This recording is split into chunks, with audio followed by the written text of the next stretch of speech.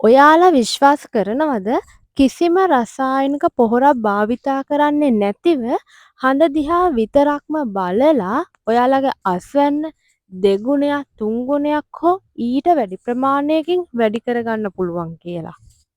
බොහෝ දෙනා හිතන්නේ ජ්‍යොතිෂ කේන්දර නැකත් ගොවිතැනට අදාළ වෙන්නේ නැහැ කියලා. එමත් නැත්තම් මිත්‍යා මත කියලා. ඔයාලා දන්නවද? ඒ කාලේ අපේ සීයලා අපිත් එක්ක නිතරම කියන්නේ ගෝවියට උපදෙස් දෙන්නේ අහස කියලා. මට හිතෙන්නේ සීයා කිව්ව හරි. මොකද අද කාලේ වගේ අන්තර්ජාලය ඒ කාලේ තිබුණේ නැහැ. ඒ වගේම අද කාලේ වගේ කෘෂිකර්ම උපදේශකවරු ඒ කාලේ හිටියේ නැහැ. නමුත් වරදින්නේ නැතිව මහ පොළොව අස්වද්දන්න පුළුවන් පුදුමාකාර රහසක් එයාලා ළඟ තිබ්බා. එයාලා කරේ අහසේ ග්‍රහ තාරකාවන් නිවැරදිව කියවන එක. මොකද්ද මේ විශ්වීය රහස? ඔයාගේ වගාවන් සාර්ථක කරගන්න මේ වීඩියෝ එක අවසන් වෙනකම්ම බලන්න ඒ රහස දැනගන්න. එහෙමනම් ඉතින් අපි පළවෙනි රහසට යමු. අපි හැමෝම දන්නවා හඳ පිරීගෙන එන කාලය තමයි පුරපක්ෂය. මේ කාලේ අහසේ ආලෝකය වැඩි. ඒක ඉතින් කොහොමත් ඔයාලා දන්නවනේ. වැදගත්ම දේ තමයි මේ කාලේ චන්ද්‍රයාගේ ගුරුත්වාකර්ෂණය නිසා මහ පොළවේ තියෙන ජලය සහ ශාකවල යුෂ ඉහළට ඇදෙනවා. මේ නිසා මේ කාලේ ඊටාම සුබයි පොළවෙන් උඩට වැඩෙන සහ වැවෙන හැම භෝගයකටම.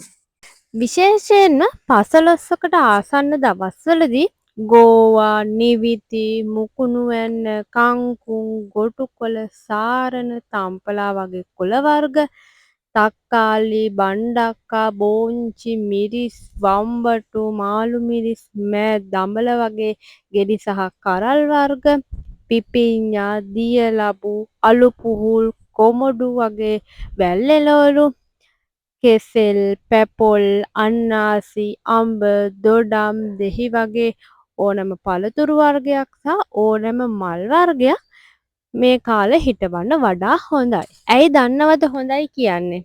පුරපක්ෂයේදී ශාකවල යුෂ උඩට ඇදිලා තියෙන නිසා මේ කාලෙට නෙළන පළතුරු සහ එළවලු ඉතාමත් රසවත්. ඉස්ම සහිතයි වගේම නැවුම්.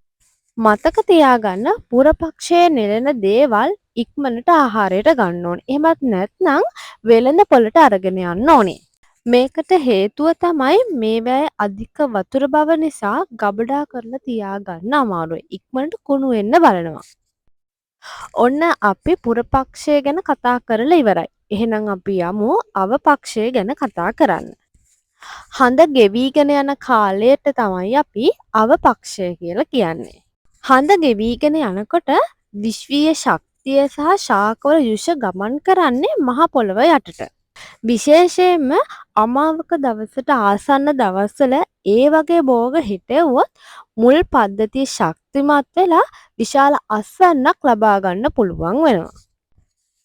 ඔයාලට පුළුවන් අවපක්ෂයේදී මඤ්ඤොක්ක, බතල, කිරියල, රාබු, ඉඟුරු, කහ වගේ අල සහ බීජල වර්ග, කරවිල, තිත වැටකොළු, තලන බටු වගේ තිත එළවලු වර්ග, වී, මුං, කව්පි, ගම්බිරිස් වගේ ධාන්‍ය සහ වියලි ගෙඩි වර්ග, කොහොඹ, නෙල්ලි, අරලු වගේ ඖෂධ පැළෑටි වගා කරන්න. අවපක්ෂයේදී යුෂ පොළව යටට තමයි ඇදිලා තියෙන්නේ. මේ නිසා මේ කාලයට වැල් වලින් නෙලා ගන්න තක්කාලි, කරවිල වගේ භෝගවල වතුර ගතිය ටිකක් අඩුයි. ඉතින් වැදගත්ම දේ තමයි මේවා නෙලා ගන්න අපි ගබඩා කරන්න. ඒ නිසා දවස් ගාණක් මාස ගාණක් වුණත් කුණු නොවී තියාගන්න පුළුවන්. පණුව හැදෙන්නේ නැහැ. මම හිතනවා පළවෙනි රහස ඔයාලට කිසිම ගැටලුවක් නැතිව අවබෝධ වෙන්න ඇති. මේ විදිහට වගා කරන්න නැකත් පොතක් ජ්‍යොතිෂ දැනුමක් ඕන කරන්නේ නැහැ. රෑට අහස දිහා බැලුවාම තේරෙනවා හඳ දැන් අඩු වෙනවද වැඩි වෙනවද කියලා. එහෙමනම් ඔයාලට මෙන්න මේ ටික විතරයි මතක තියාගන්න ඕනේ. පුරපක්ෂයේදී අපි හිටවන්නේ උඩ භෝග. ඒ අස්වැන්න නෙලන්නේ කෑමට ගන්න හෝ වෙළඳ පොළට දාන්න. අවපක්ෂයේදී අපි හිටවන්නේ යට භෝග. ඒවා නෙලන්නේ ගබඩා කරන්න. ඊළඟ වීඩියෝ එකෙන් අපි ඊළඟ රහස ගැන කතා කරමු. ඒ වීඩියෝ එකේ මම කතා කරන්නේ හඳ ඉන්න රාශිය අනුව ඔයාගේ අස්වැන්න දෙගුණ කරනවද නැත්නම් මුළු වගාවම විනාශ කරනවද යන්න ගැන. ඒ නිසා ඊළඟ වීඩියෝ එක මගහැර ගන්නේ නැතුව අනිවාර්යයෙන්ම බලන්න. ඉතින් මං හිතනවා මේ වීඩියෝ එක ඔයාට ප්‍රයෝජනවත් වෙන්නේ නැති කියලා. ඔයාගේ අදහස් පහතින් කමෙන්ට් කරන්න, ලයික් එකක් දාන්න, ඒ වගේම තව කෙනෙක්ට නරඹන්න ෂෙයා කරන්න. එහෙමනම් ඉතින් අදට ගිහින් එන්න. ඔයාලා හැම දිනාටම වගාවන් සරු වෙන සුබම සුබ දවසක් වේවා.